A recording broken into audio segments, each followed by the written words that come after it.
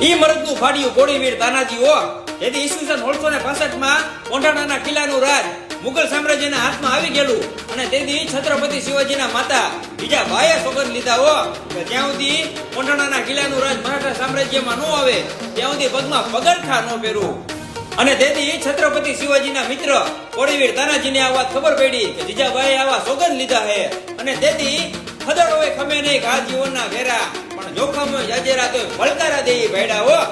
તેથી કોળીવીર તાનાજીએ એના 300 સૈનિકો લઈને અને કોંઢાણાના કિલ્લા ઉપર ચડાઈ કરી અને તેથી યુદ્ધના દરમિયાન એ તાનાજીનો એક હાથ કપાઈ ગયો. એ છતાં એક હાથે આખું યુદ્ધ લડ્યા અને યુદ્ધ ઉપર વિજય મેળવી લીધો અને તેથી છત્રપતિ શિવાજી હાટું કામ આવી ગયા હો.